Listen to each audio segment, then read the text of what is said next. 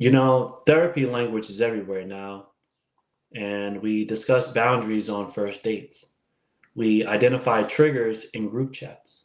We label people toxic, emotionally unavailable, or unsafe with impressive confidence. In many ways, that represents progress, right? People finally have a language for experiences they were once told to ignore. Mental health is no longer whispered about, it's discussed openly, sometimes even proudly.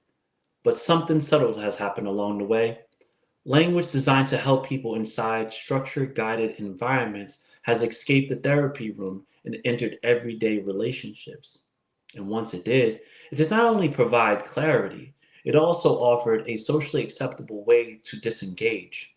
This is not an argument against therapy, as I myself am in therapy, nor is it a call to return to silence or stigma.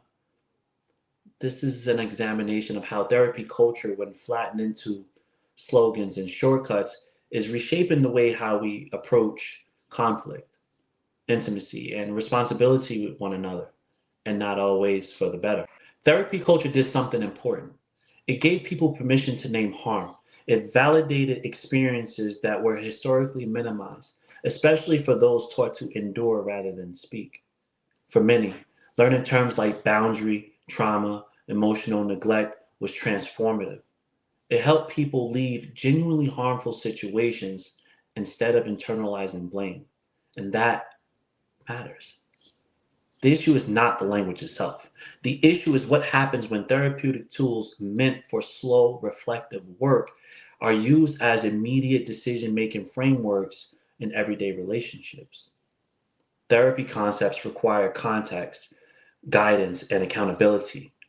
Without those, they can just become blunt instruments rather than pathways to understanding. In therapy, boundaries are meant to clarify responsibility and protect agency while maintaining connection when possible. Outside the therapy room, boundaries are often used as conversation enders. I'm setting a boundary becomes I'm done engaging. You triggered me becomes you are responsible for my emotional state.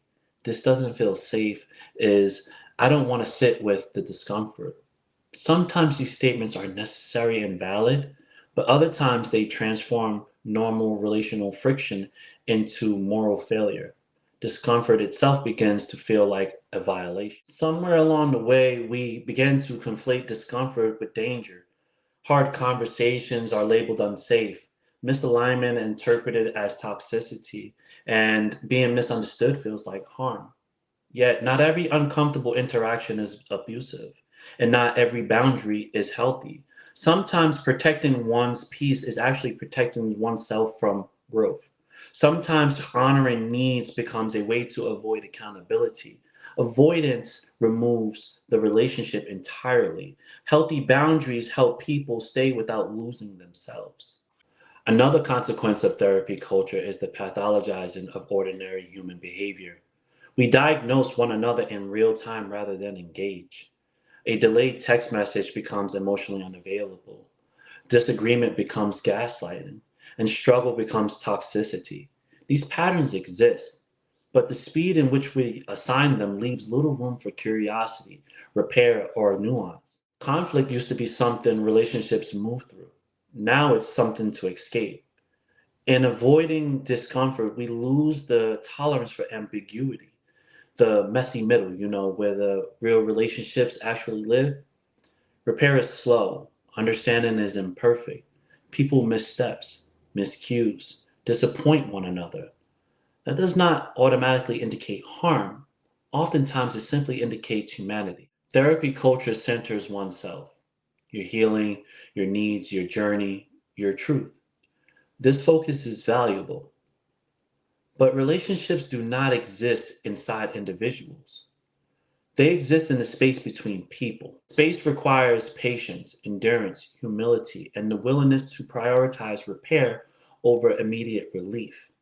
And when everyone is focused on protecting themselves, the relationship goes unprotected. When personal regulation becomes the highest value, shared emotional labor disappears. Mental health language can unintentionally legitimize disengagement, especially when staying would require change, accountability, or vulnerability. A more mature therapy culture would not abandon this language. It would use it for greater wisdom. Boundaries are starting points for dialogue, not endpoints. Triggers as invitations for reflections, not vetoes. And healing is something that happens both individually and relationally. Mental health was never meant to turn people into perfectly protected individuals. It was meant to help people remain human with one another. Therapy language has given us powerful tools, but tools can either build bridges or burn them, depending on how we use them. If mental health language becomes a way to avoid difficult conversations, people may feel safer but lonelier. If it becomes a means to exiting relationships rather than repairing them, people may feel more empowered but increasingly disconnected. The goal is not to tolerate harm, it's to tolerate humanity. And perhaps the deepest form of healing is not learning how to leave faster, but learning how to stay honestly, responsibly, and with care, and when it matters.